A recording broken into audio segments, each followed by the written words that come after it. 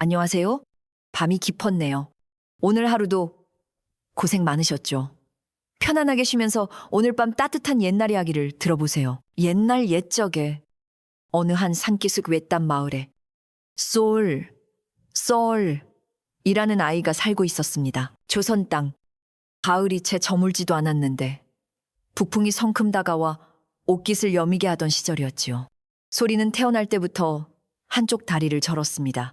아이가 걸을 때마다 왼쪽 어깨가 오른쪽보다 눈에 띄게 푹 꺼졌다가 솟아오르곤 했습니다.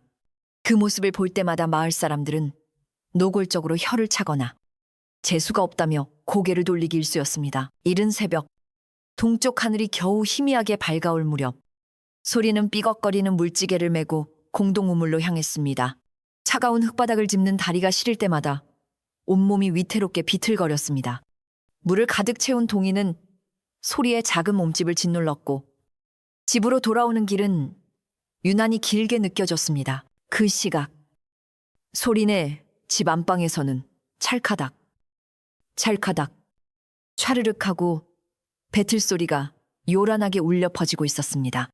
새어머니와 그녀의 친딸 연희가 겨울을 나기 위한 옷감을 짜는 소리였습니다.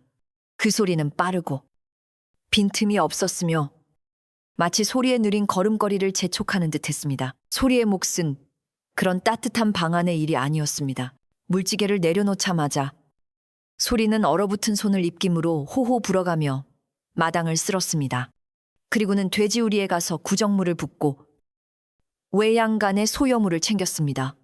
그녀의 가장 힘든 일은 장작을 패는 것이었습니다. 성치 않은 다리로 버티고 서서 무거운 도끼를 휘두를 때마다 소리는 온몸에 땀이 식어 한기를 느꼈습니다. 저녁이 되면 소리는 식구들이 모두 물러간 차가운 부엌에서 홀로 밥을 먹었습니다. 안방에서는 새어머니와 연희가 따뜻한 쌀밥에 두부장국을 먹는 냄새가 흘러나왔지만 소리의 몫은 언제나 딱딱하게 식어버린 보리밥 한 덩이와 시큼한 무김치 몇 조각뿐이었습니다. 아궁이에 남은 불씨는 이미 오래전에 사그라져 흙냄새와 한기만이 감도는 부엌에서 소리는 말없이 밥을 넘겼습니다. 그런 소리에게도 유일한 벗이 하나 있었습니다. 그것은 마당 구석, 담장 밑에 뿌리를 내린 늙고 말라버린 감나무 한 그루였습니다. 몇 해 전부터 잎도 나지 않고 물론 감도 열리지 않는 죽은 나무였지요. 밤이 깊어 모두가 잠들면 소리는 그 나무 밑에 쭈그리고 앉아 작은 목소리로 속삭였습니다. 나무님, 오늘은 제가 아주 먼 나라에 다녀왔어요. 그곳은 눈이 내리지 않는 곳이에요. 사람들은 모두 따뜻한 옷을 입고 다리를 저는 사람도 춤을 출 수 있답니다. 그렇게 아무도 들어주지 않는 자신만의 이야기를 지어내어 앙상한 가지에 들려주곤 했습니다. 그것이 소리가 견뎌내는 유일한 방법이었습니다. 그러던 어느 늦가을 날, 바람이 유난히 차갑던 날이었습니다. 마을에서 가장 이름난 중매쟁이가 소리의 집을 찾아왔습니다. 새어머니는 마치 복권이라도 맞은 사람처럼 버선발로 뛰어나가 중매쟁이를 맞이했습니다. 아이고, 귀한 분이 어쩐 일로 이 누추한 곳까지. 중매쟁이가 대문으로 들어서는 것을 보자 새어머니는 부엌에서 다음 일을 기다리던 소리의 팔을 거칠게 잡아 끌었습니다. 왼수 같은 것 어딜 감히. 그녀는 소리를 뒤뜰에 어두컴컴한 광광 안으로 밀어넣었습니다. 광안은 집단 썩는 냄새와 퀴퀴한 곰팡이 냄새로 가득했습니다. 철컥, 빗장이 밖에서 질리는 소리가 들렸습니다. 이 쓸모없는 짐덩어리야. 네가 여기 있는 줄 알면 집안 망신이다. 중매쟁이가 돌아갈 때까지 숨소리 하나라도 내지 마라. 만약 소리를 내면 저 성한 다리마저 부러뜨릴 줄 알아라. 새어머니의 목소리는 얼음장처럼 차가웠습니다. 소리는 차가운 흙바닥에 주저앉았습니다.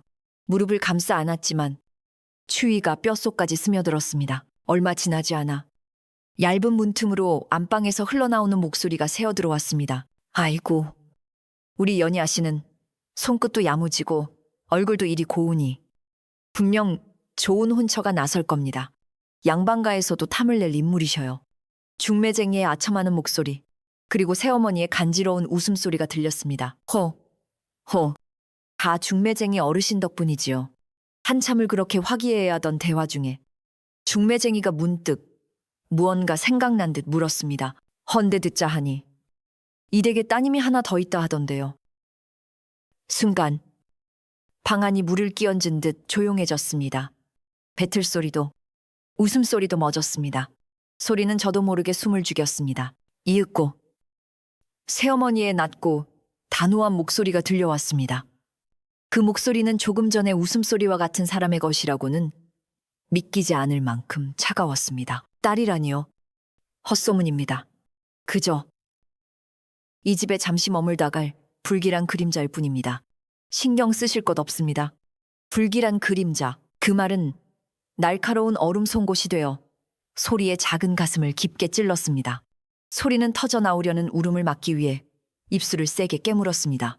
비릿한 피맛이 입안에 퍼졌습니다. 어둡고 차가운 광 속에서 소리의 작은 어깨가 소리 없이 아주 오랫동안 들썩였습니다.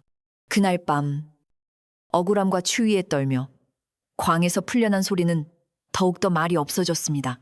아이의 작은 어깨는 앙상한 감나무 가지처럼 금방이라도 부러질 듯 위태로워 보였습니다. 그리고 머지않아 겨울이 왔습니다. 그것은 그저 평범한 겨울이 아니었습니다.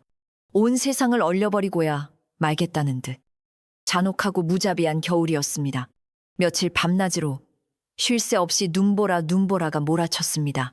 바람은 상처 입은 늑대처럼 처절하게 울부짖었고 낡은 문틈 사이로는 송곳 같은 바람이 파고들어와 방 안의 온기를 모조리 빼앗아갔습니다. 마을은 고립되었습니다. 집집마다 쌓아두었던 땔감이 바닥을 드러내기 시작했고 광에 저장해 두었던 식량도 하루가 다르게 줄어들었습니다. 소리네 집도 예외는 아니었습니다. 배틀 소리는 이미 며칠 전에 멎었습니다. 새어머니는 텅 비어가는 쌀독을 들여다보며 날이 갈수록 창백해졌고 신경질적으로 방 안을 서성였습니다. 극도의 불안감에 휩싸인 새어머니는 결국 이성을 잃고 말았습니다. 그녀는 눈보라를 뚫고 이웃 마을에 용하다는 무당을 몰래 집으로 불러들였습니다. 무당은 음침한 부엌 한 구석에서 쌀을 한 줌 뿌리고 요란하게 방울을 흔들어대기 시작했습니다. 한참을 구슬하던 무당은 이윽고 눈을 하얗게 뒤집어 까더니 새어머니를 향해 꽥 소리를 질렀습니다. 이 집에 부정한 기운이 단단히 서려 있다. 부정한 기운이라니요. 깨끗하지 못하고 우울한 영혼이 있어 그 음침한 기운이 이 집안의 복을 걷어차고 재앙을 불러들이고 있단 말이다. 그 말을 듣는 순간 새어머니의 두 눈이 독사처럼 번뜩이며 안방 구석에서 불씨를 지키고 있던 소리에게로 향했습니다. 그녀의 머릿속에는 오직 두 가지만이 떠올랐습니다. 밤마다 죽은 감나무를 붙들고 귀신처럼 속삭이던 소리에 알 수 없는 중얼거림, 그리고 보기만 해도 재수가 없다 여겼던 절뚝거리는 다리, 모든 재앙의 근원은 바로 저 아이였습니다. 그날 밤 눈보라는 마치 하늘이 무너져 내리는 듯 더욱 거세졌습니다. 집이 통째로 뽑혀 나갈 듯이 흔들렸습니다. 새어머니는 결심한 듯 자리에서 일어났습니다. 그녀는 자고 있던 소리의 멱살을 거칠게 잡아챘습니다. 내년 때문이야. 전부 내년 때문이야. 소리는 무슨 영문인지도 모른 채 마당으로 끌려 나왔습니다. 살을 애는 듯한 눈바람이 얇은 누더기 옷을 순식간에 파고들었습니다. 네, 그 재수 없는 다리, 그리고 밤마다 짓거려대는 그 귀신 같은 중얼거림, 그것들이 이 집안의 땔감과 쌀을 모조리 거덜낸 게야. 새어머니는 낡은 옷가지 몇 개를 아무렇게나 싼 보따리 하나를 눈밭 위로 내던졌습니다. 소리는 믿을 수 없다는 듯 공포에 질려 새어머니의 바짓가랑이를 붙잡으려 했습니다. 어머니, 잘못했어요.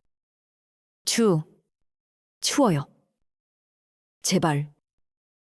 어머니, 누가 내년에 어미야. 새어머니는 소리의 손을 발로 세게 찼습니다. 꿈꾸는 걸 그리 좋아한다지. 네가 매일 밤 속삭이던 그 요망한 이야기들 말이야. 그럼 당장 나가서 네가 말하는 그 꿈의 왕국이나 찾아가 보거라 썩거져. 쾅! 육중한 대문이 소리의 눈앞에서 무정하게 닫혔습니다. 문고리를 잡으려 했지만 손은 이미 얼어붙어 말을 듣지 않았습니다. 집안에서는 연희의 희미한 울음소리가 들리는 듯 했지만 새어머니의 호통 소리에 인해 묻혀버렸습니다. 소리는 홀로 남겨졌습니다. 눈보라는 인정사정 없이 작은 몸을 매질했습니다. 소리는 절뚝거리며 몇 걸음 떼어보았지만 무릎까지 차오른 눈 속에서 방향을 가늠할 수 없었습니다. 온몸의 감각이 빠르게 사라지고 있었습니다. 추위보다 더 무서운 것은 이대로 버려졌다는 절망감이었습니다. 이대로 죽는구나. 소리의 눈꺼풀이 천근만근 무거워졌습니다. 아이는 눈밭에 쓰러졌습니다. 의식이 멀어져 가던 바로 그 순간이었습니다. 저 멀리 마을 어귀 쪽에서 희미한 소리가 들려왔습니다. 바람 소리도 늑대 울음소리도 아니었습니다. 둥, 두둥, 깊고 낮지만 이상하리만치 맑은 소리였습니다. 그것은 검은고 소리였습니다. 그 소리는 마치 얼어붙은 소리의 심장을 다시 두드리는 듯 했습니다. 저기 누가 있어? 소리는 마지막 남은 힘을 다해 그 소리가 들려오는 곳으로 기어가기 시작했습니다. 그곳은 사람들이 오래전에 버려두어 귀신이 나온다며 아무도 찾지 않는 폐가였습니다. 문은 이미 반쯤 부서져 있었습니다. 소리는 굴러 들어가듯 헛간 안으로 들어섰습니다. 그리고 그곳에서 희미한 불빛을 보았습니다. 헛간 구석. 간신히 꺼지지 않을 정도로만 타오르는 작은 모닥불 옆에 한 노인이 앉아 있었습니다. 낡고 두꺼운 속옷을 둘러입은 노인은 앞을 보지 못하는 듯 눈먼 악사, 텅 빈 눈으로 불씨가 타는 방향을 향하고 있었습니다.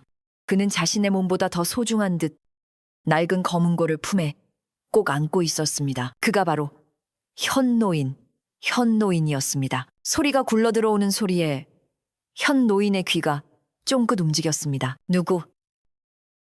신가. 소리는 대답할 기력도 없이 거친 숨만 몰아쉬었습니다. 현노인은 소리에 절뚝거리는 다리도 눈범벅이 된 남루한 옷차림도 보지 못했습니다. 그는 다만 얼어붙어 가늘게 떨리는 아이의 숨소리와 추위에 못 이겨 딱딱 부딪히는 이가 내는 절박한 소리만을 들었을 뿐입니다. 이런, 어서 이리 오게. 노인은 말없이 불씨가 가장 따뜻한 쪽으로 자리를 비켜주었습니다. 그리고는 자신의 품속에서 조심스럽게 무언가를 꺼냈습니다.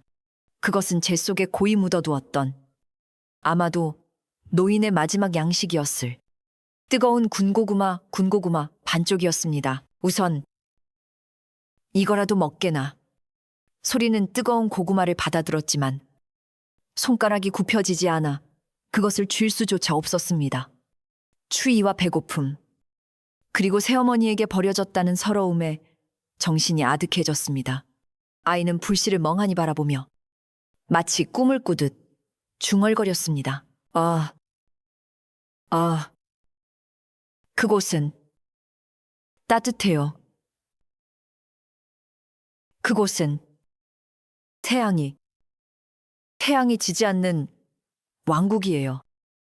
현노인은 고구마를 쥔 채 스르르 잠이 드는가 싶은 아이의 몽롱한 목소리에 가만히 귀를 기울였습니다. 그는 눈앞의 붉은 불씨를 볼 수 없었지만 그 아이의 목소리를 통해 생전 처음으로 눈이 시리도록 따뜻하고 찬란한 황금빛 햇살을 보았습니다.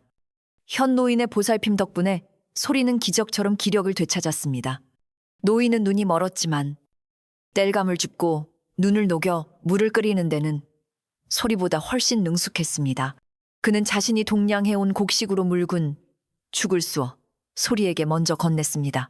며칠이 지나 소리가 간신히 몸을 가눌 수 있게 되었을 때 아이는 자신을 구해준 노인 앞에 고개를 숙였습니다. 할아버지, 저는 가진 것이 아무것도 없습니다. 이 은혜를 어찌 갚아야 할지 모르겠습니다. 현노인은 그저 희미하게 웃으며 검은 고의 줄을 쓸어보았습니다. 은혜라니, 그저 이 몹쓸 겨울을 함께 견디는 것뿐이지. 그보다 그날 밤 네가 중얼거리던 그 이야기, 태양이 지지 않는 왕국이라 하였느냐. 소리는 고개를 끄덕였습니다. 그리고는 헛간의 유일한 불빛인 모닥불을 바라보며 자신이 가진 유일한 것을 꺼내놓기 시작했습니다. 그곳은 꿈의 왕국이에요. 할아버지. 소리의 목소리는 작았지만 이상한 힘이 있었습니다. 그 왕국에는 지독한 눈보라가 없어요. 늘 봄바람처럼 따뜻한 바람만 불지요. 사람들은 서로를 그림자라고 부르지 않아요. 다리를 절어도 괜찮아요. 그곳에서는 느리게 걷는 것이 흉이 아니라 땅의 기운을 더 깊이 느낀다고 칭찬을 받지요. 소리가 이야기를 시작하자 현 노인의 굳은 손가락이 천천히 검은고의 줄 위로 올라갔습니다. 둥, 두둥. 낮고 깊은 현의 울림이 소리의 목소리를 감쌌습니다. 노인은 소리가 묘사하는 풍경을 듣고 있었습니다. 소리가 그곳의 강물은 햇살을 머금어 황금빛으로 흐른답니다. 라고 말하면 노인은 반짝이는 높은 음을 퉁겨냈습니다. 소리가 나무들은 슬픈 사람을 보면 노래를 불러준대요. 라고 말하면 노인은 위로하듯 부드럽고 따뜻한 가락을 연주했습니다. 이야기와 음악이 엮이기 시작했습니다. 소리의 이야기는 현 노인의 음악에 날개를 달았고 현 노인의 음악은 소리의 이야기에 색채를 입혔습니다. 눈보라 때문에 집안에만 갇혀있던 마을 아이들은 답답함을 견디지 못하고 있었습니다. 그러던 어느 날 귀신이 나온다던 폐가 쪽에서 이상한 소리가 들려오는 것을 발견했습니다. 무섭기만 하던 바람소리 사이로 난생 처음 들어보는 따뜻한 검은고 소리와 누군가의 다정한 목소리가 새어나오고 있었습니다. 호기심에 이끌린 아이들 몇몇이 살금살금 헛간 문틈으로 안을 들여다보았습니다. 그곳에는 절뚝이 소리와 눈먼 악사, 현 노인이 앉아 있었습니다. 그리고 소리가 이야기하고 있었습니다. 그 왕국에는 꿀과 기름으로 반죽해 만든 과자 약과가 산처럼 쌓여 있고 누구든 배불리 먹을 수 있는 뜨끈한 쌀밥국, 따뜻한 쌀밥이 강처럼 흐른대요. 가난과 추위에 굶주렸던 아이들의 귀가 쫑긋했습니다. 아이들은 저도 모르게 침을 꿀꺽 삼키며 모닥불 곁으로 한 걸음, 두 걸음 다가갔습니다. 소리는 놀랐지만 멈추지 않았습니다. 아이는 자신의 이야기를 들어주는 진짜 사람들을 처음 만난 것이었습니다. 소리의 목소리는 점점 더 힘을 얻었고 헛간하는 이야기의 온기로 훈훈해졌습니다. 아이들은 추위도 잊은 채 꿈의 왕국 이야기에 흠뻑 빠져들었습니다. 그 소문은 오래가지 않아 마을 전체로 퍼져 결국 새어머니의 귀에도 들어가고야 말았습니다. 아니, 그 왼수 같은 것이 살아있단 말이야. 그것도 모자라. 폐가에 숨어들어 마을 아이들을 홀리고 홀리다 있다고 새어머니는 치밀어 오르는 분노를 참을 수 없었습니다. 쫓아낸 재앙 덩어리가 살아 돌아온 것도 모자라. 이제는 대놓고 자기 면전에 먹칠을 하고 있었습니다.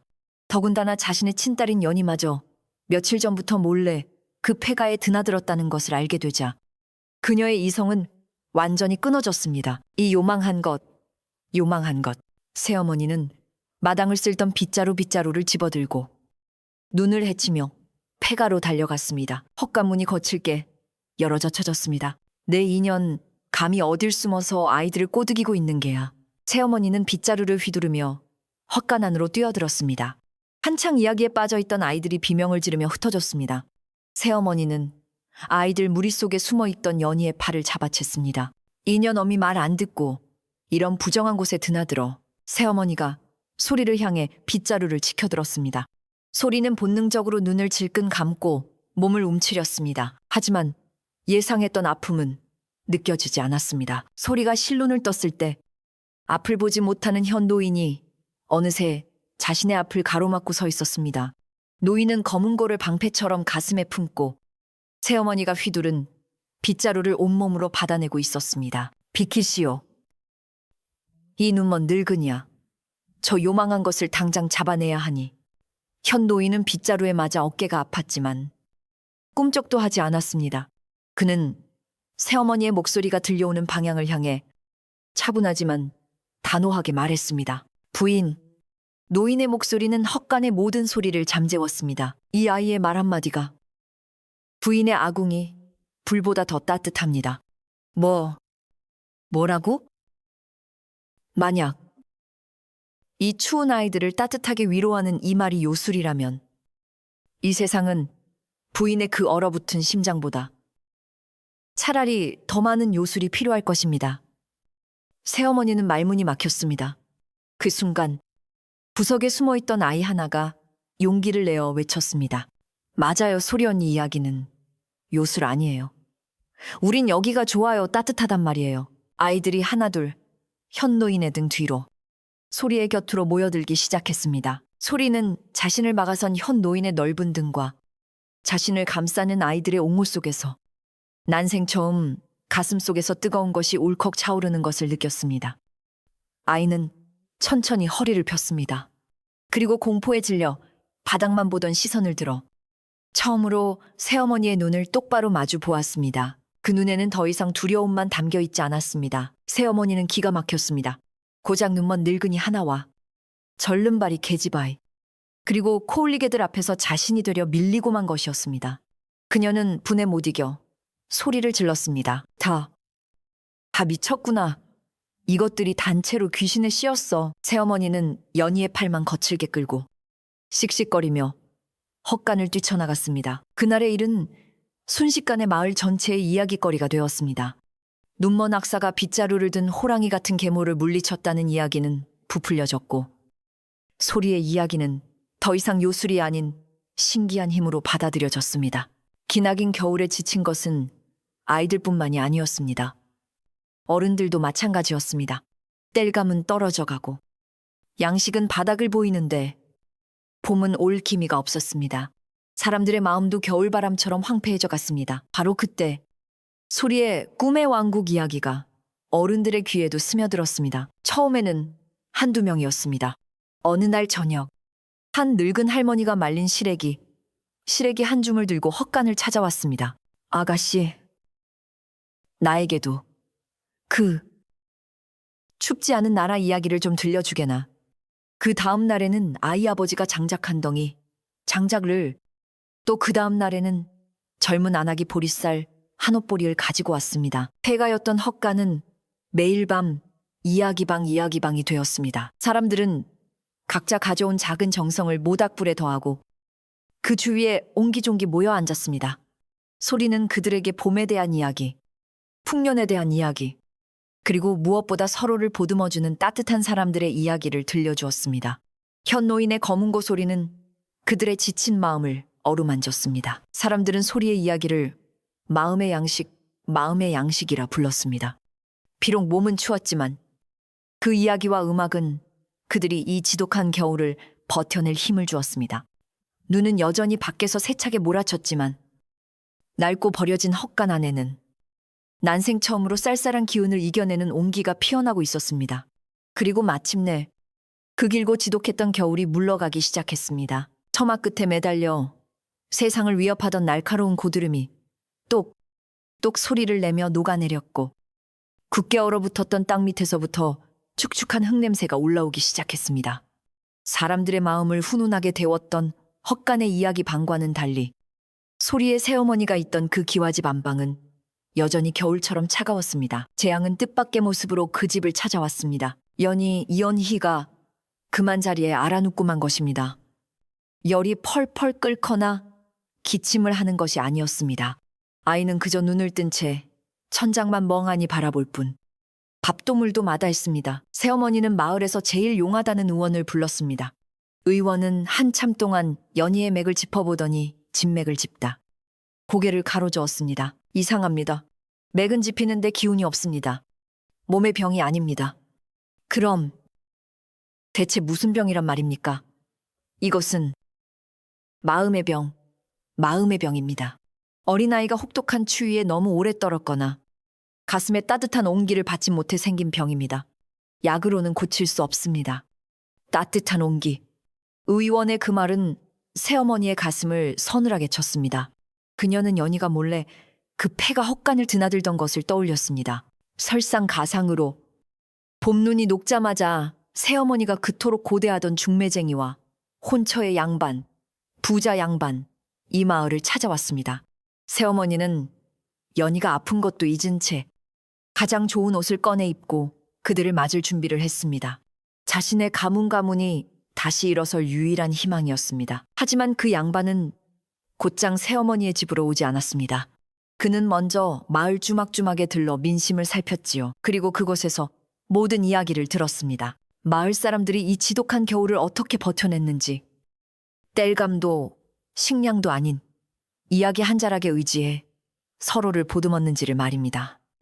그리고 그 이야기를 들려준 아이가 바로 이 혼처의 계모에게 매몰차게 눈보라 속으로 쫓겨난 절뚝이 소리였다는 것도 알게 되었습니다.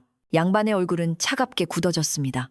그는 새어머니의 집 대문 앞에서 멈춰 섰습니다. 부인, 그는 집 안으로 들어서지도 않았습니다. 저는 인의가 없는 가문과는 혼사를 맺을 수 없습니다. 네, 그게 무슨... 한겨울에 제 자식을 눈밭으로 내모는 그 비정함. 그리고 그 아이의 온기에 기댄 마을. 사람들의 은혜도 모르는 그 마음.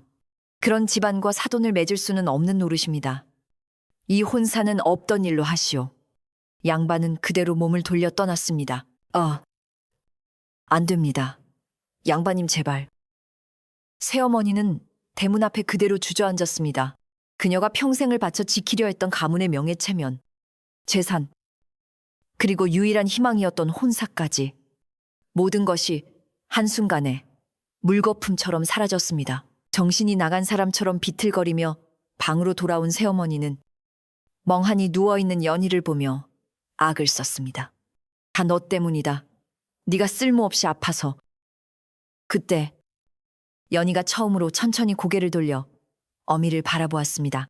아이의 텅 빈 눈에서 눈물 한 줄기가 흘러내렸습니다. 어머니, 저도 소리 언니의 이야기가 듣고 싶었어요. 따뜻한 이야기가. 새어머니는 그 자리에 얼어붙었습니다. 그녀는 자신의 명예뿐만 아니라 하나뿐인 친딸의 마음마저 잃어버렸다는 것을 깨달았습니다. 그녀는 텅 비고 차가운 방 안에 홀로 남아 그제야 소리내어 울기 시작했습니다. 그 사이 마을에는 완연한 봄이 찾아왔습니다. 소리와 현 노인이 머물던 헛간에도 따뜻한 볕이 들었습니다. 소리의 이야기와 노인의 음악으로 혹독한 겨울을 이겨낸 마을 사람들은 그 은혜를 잊지 않았습니다. 그들은 더 이상 쌀이나 땔감을 들고 오지 않았습니다. 대신 연장을 들고 왔습니다. 어떤 이는 튼튼한 나무를 가져와 기둥을 세웠고, 어떤 이는 짚을 정성껏 엮어 지붕을 새로 이었습니다. 초가집. 또 어떤 이들은 따뜻한 황토를 이겨 틈이 벌어진 벽을 꼼꼼히 메웠습니다. 삐걱거리던 문짝도 새로 달렸습니다. 사람들의 정성으로 귀신이 나온다던 흉흉한 폐가는 마을에서 가장 아늑하고 따뜻한 초가집으로 다시 태어났습니다. 소리는 더 이상 절뚝이, 불길한 그림자가 아니었습니다. 아이는 이제 당당한 마을의 이야기꾼이 되었습니다. 따뜻한 봄날 오후, 소리는 새로 생긴 집의 툇마루 마루에 앉았습니다. 절뚝거리는 다리를 감추지 않고 햇볕 아래 편안히 내놓았습니다. 현 노인은 그 곁에서 검은고로 평화롭고 나른한 가락을 연주했습니다. 마당에는 마을 아이들과 어른들이 둘러앉아 또다시 시작될 소리의 이야기에 귀를 기울였습니다. 소리는 환하게 웃으며 입을 열었습니다. 옛날 옛적에, 아주 먼 나라에. 그때쯤 마을에는 또 하나의 신기한 소문이 돌기 시작했습니다. 소리가 쫓겨났던 그 집, 새어머니의 집 마당 구석에요. 몇 년 동안 낭상하게 말라 죽어 소리가 가슴 아픈 비밀을 털어놓던 그 늙은 감나무 말라버린 감나무 말입니다. 그 시커멓게 죽어버린 가지 끝에서 기적처럼 눈부신 연두빛, 새순이 돋아나다 시작했다는 것입니다. 에필로그. 그렇게 소리는 다리로는 천천히 걸었지만 이야기로는 세상 그 누구보다 멀리 그리고 따뜻한 곳을 여행했답니다. 그리고 현 노인의 가락과 함께 그들의 이야기는 봄바람을 타고 아주 오래오래 전해졌다고 합니다.